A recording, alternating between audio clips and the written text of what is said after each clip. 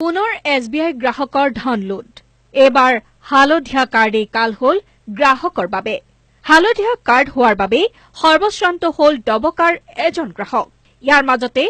SBIৰ শাখা প্ৰবন্ধকৰ অদ্ভুত মন্তব্য এই মানুহজনলৈ মন কৰক ডবকাৰ বাসিন্দা আব্দুল কায়ুম নামৰ এই লোকজনে 2002 চনত হোজাইৰ মেইন ৰোড স্থিত SBIৰ শাখাত একাউণ্ট খুলিছিল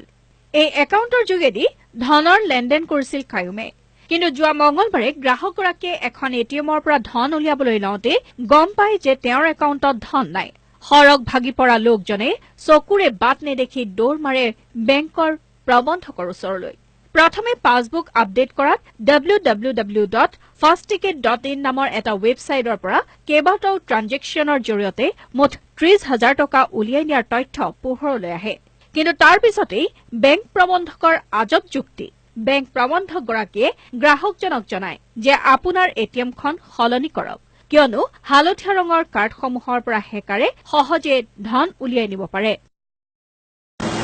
এটিএমত সোমাই মোৰ টকাৰ দৰকাৰ আছিলে মই সোমাইছিলোঁ পিছত মোৰ টকা নাই মই বেলেঞ্চ চাই পেলাই দেখিছিলোঁ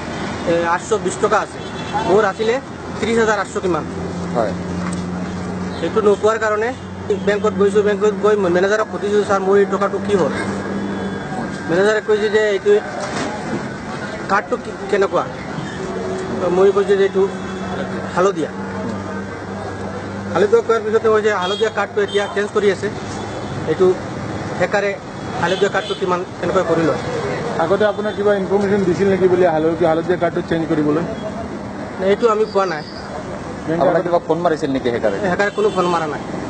বেংক মেনেজাৰৰ এই অদ্ভুত মন্তব্যত এতিয়া তীব্ৰ প্ৰতিক্ৰিয়াৰ সৃষ্টি হৈছে SBI গ্ৰাহকৰ মাজত গ্ৰাহকৰ মতে যদি হালধীয়া কাৰ্ড সুৰক্ষিত নহয় তেন্তে এই কাৰ্ডসমূহ বন্ধ কৰা নহয়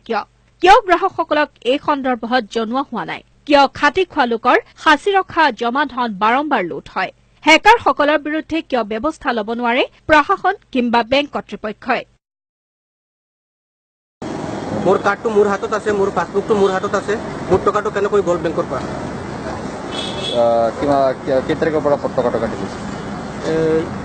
আগষ্ট 16 তাৰিখৰ পৰা টকা মোৰ টকা বেংকত আছে মই যাবলৈ দৰকাৰ নাই মই সেইকাৰণে খালি মোৰ দৰকাৰ হৈছে মই বেংকত গৈছোঁ যোৱাৰ পিছত দেখিছোঁ মোৰ টকা নাই এটিএম খালি টকা নিয়াৰ পিছতো ট্ৰাই কৰিছে নেকি হেকাৰে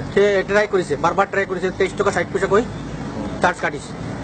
মেনেজাৰ কয় আপুনি যদি পুলিচ ইনফৰ্ম কৰিব পাৰে মই ফুটেজ দিব পাৰিম কিন্তু লাভ নাই এতিয়া আৰু 70-80 টকা 80টা কেছ এনেকুৱা পেণ্ডিঙত আছে উল্লেখযোগ্য যে ৰাজ্যৰ ভিন্ন প্ৰান্তৰ লগতে হোজাই জিলাৰ সহস্ৰাধিক গ্ৰাহক ইতিমধ্যে হেকাৰৰ কবলত পৰি সৰ্বশ্ৰান্ত হ'ব লগা হৈছে